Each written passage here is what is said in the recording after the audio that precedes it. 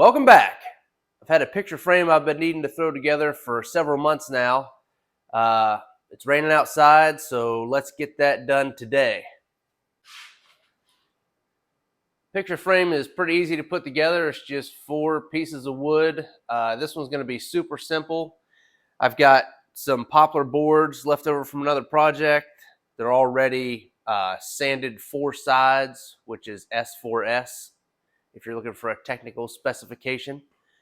So I'm going to cut these long at a 90. We're going to run them through the table saw to cut our channel in the back for the picture and the glass to sit in. And then we'll bring them back over to the miter saw, cut them off at a 45 and glue them together. So let's get started.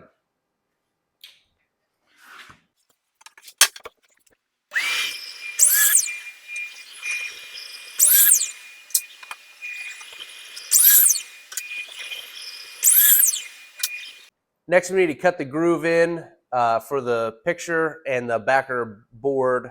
You could use a really thin board or cardboard to hold the picture rigid against the glass. Let's do that now. All right, I've got my saw blade set to cut a 1/4 inch deep and a 1/4 inch from the edge as we run it through. I've got a scrap piece of lumber here. I always like to do a test cut on this before I run my actual cut pieces through. So let's give that a try.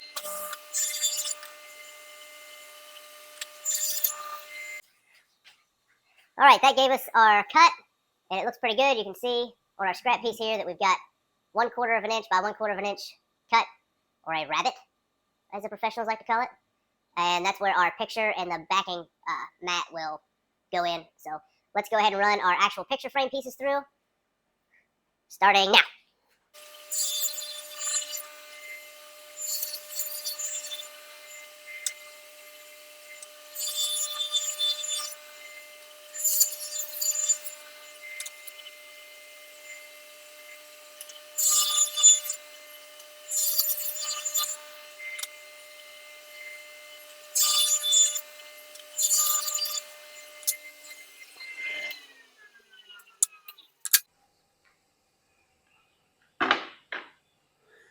All right, we've got our rabbets cut into our frames on the back side.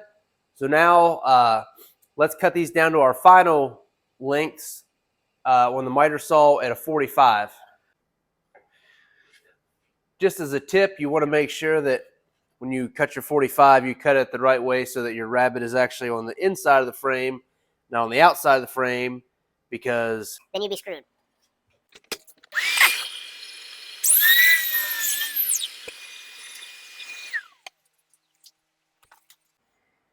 When I'm cutting a 45 like this, I don't just like to rely on a mark at the edge of the board. I like to take a speed square and go ahead and mark my 45. It gives me a lot better reference line to run my blade along.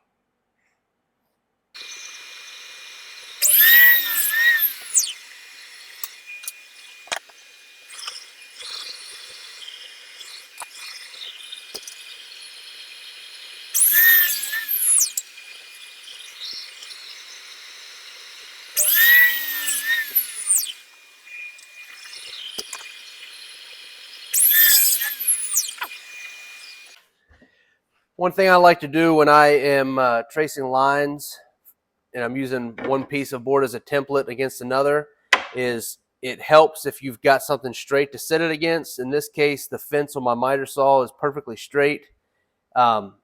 So we use it to hold the back side of these pieces together while we mark it.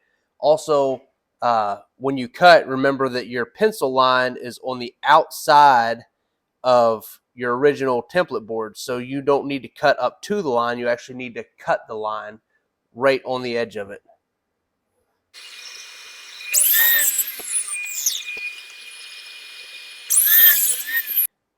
All right, as you can see, we've got something that is starting to resemble a picture frame, even though it's currently not fastened together.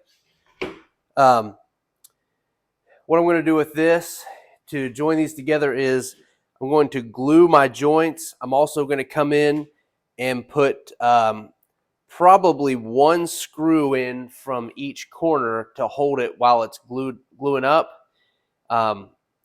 And then I'll probably sink that screw in, and I'll cut a piece of dowel to cover that up. So once this is stained, it won't be as noticeable. You will still be able to see a little bit of a wooden plug, but doing it that way is going to make this go together a lot quicker. And after it dries for a few hours, we can go ahead, run some sandpaper across it to clean up any edges and deburr that, and then go ahead and get stain on, and it really speeds the process up.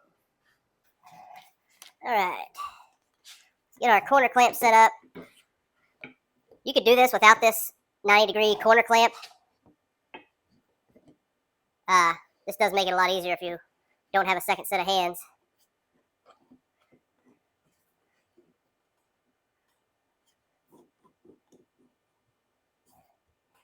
Make sure everything looks good here.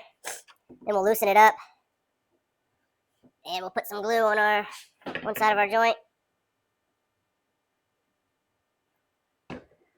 Use our patented glue spreader outer.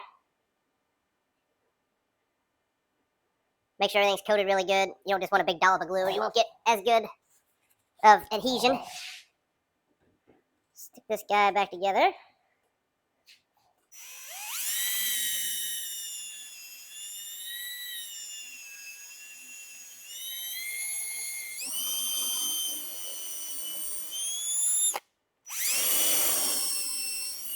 We'll get our screw put in.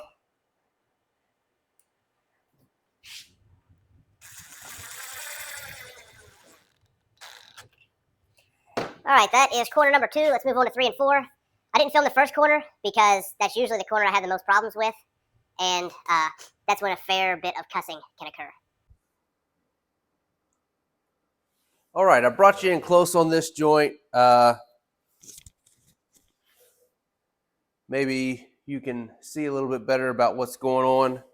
Maybe you'll just get the view of the back of my head. We don't know. Rotate this and get some glue on it. Nice smear.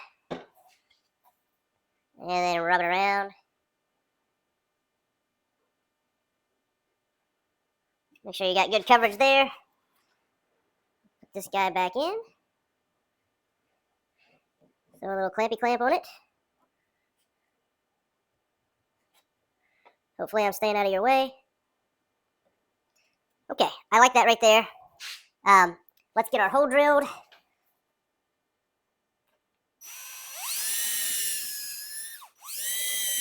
We're going to clear our wood after we go in about a half of an inch, pull it back out, let all those chips come out, because when we go from the first board into the second board, we want the drill bit to be as clean as possible so that it doesn't shift the board as it goes into it.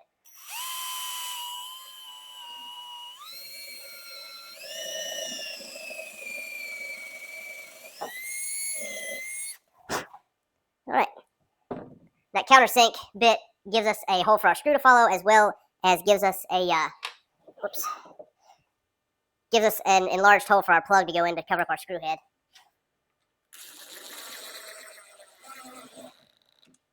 All right. You don't want to go too crazy and over torque this, or it can shift your boards around. Then you'll have to throw things across your shop and spend days looking for them. Next corner.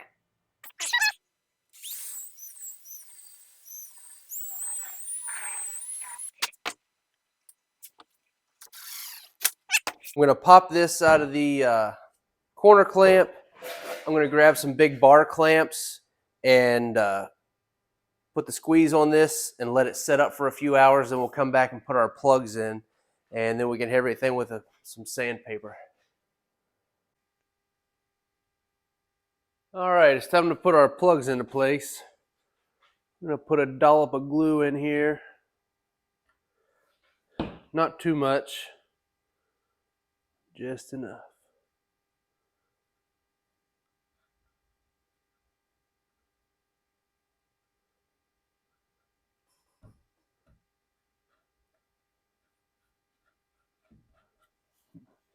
You want it to stick up a little bit so that you can sand the excess off.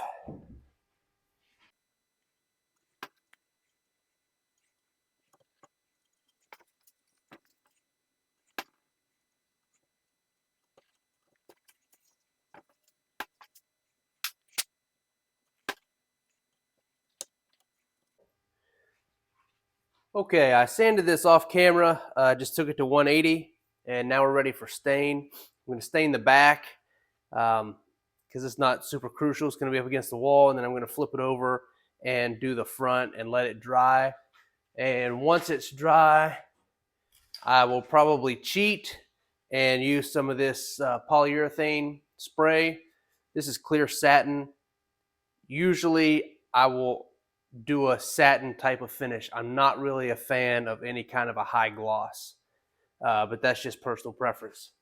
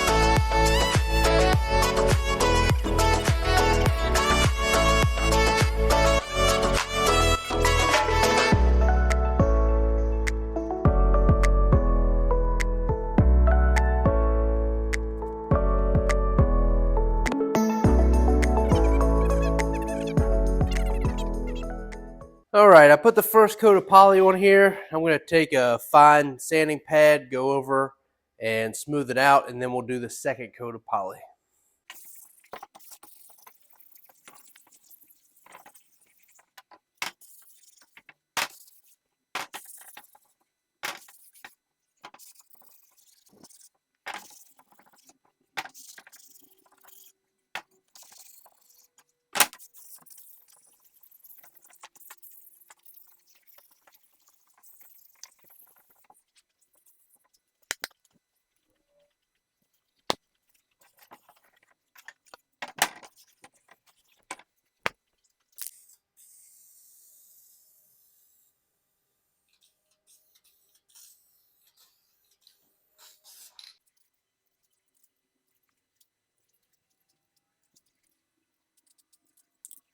All right, let's get the third coat on.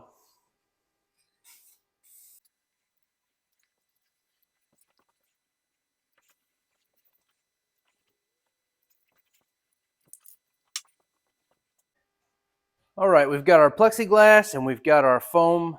This is a poster board we're going to use as our backer board. The plexiglass sheet, I had the local hardware store cut it down to our dimensions, so I'm just going to use it to trace our outline for our back poster board.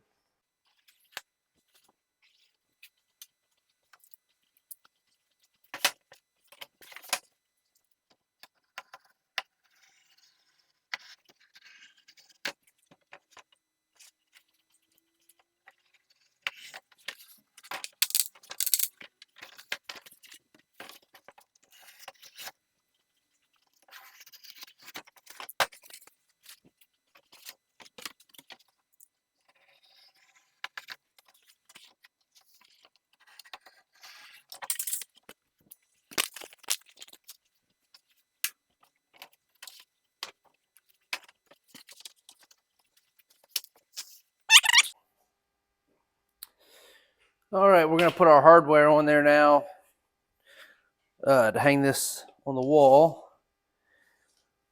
With a frame this big, I like to use 2 different mounting points. If we just did one in the center, it could have a tendency to kind of tilt one way or the other, so we'll put 2 mounting points on there. You can pick any arbitrary number you want. I'm just going to come in about 5 inches from each side.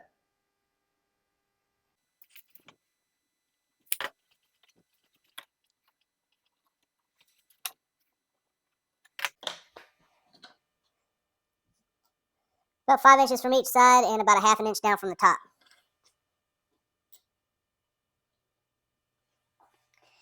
The nails that come with this are pretty tiny. Normally I would drill a small pilot hole, but honestly I don't know if I've even got a drill bit that's as small as these nails, so we'll just tack them in there and hope they don't split. These nails are so tiny I'm going to hold them with a pair of needle nose so they don't smash my giant sausage fingers.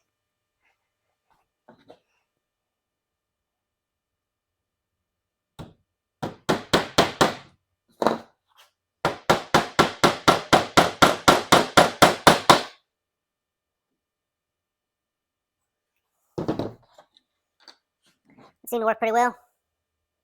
Try it again.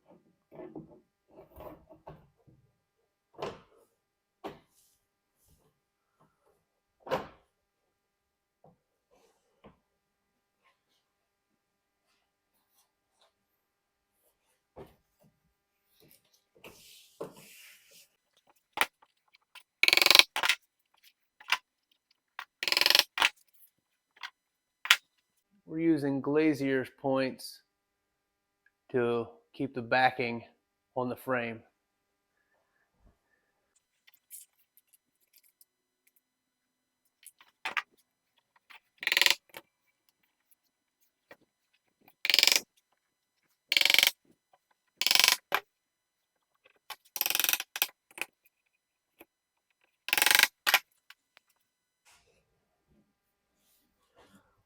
Well, it looks like that's the end of that one. There should be some other videos floating around my head right now. Maybe you'd want to watch one of them, or maybe not. Have a good day.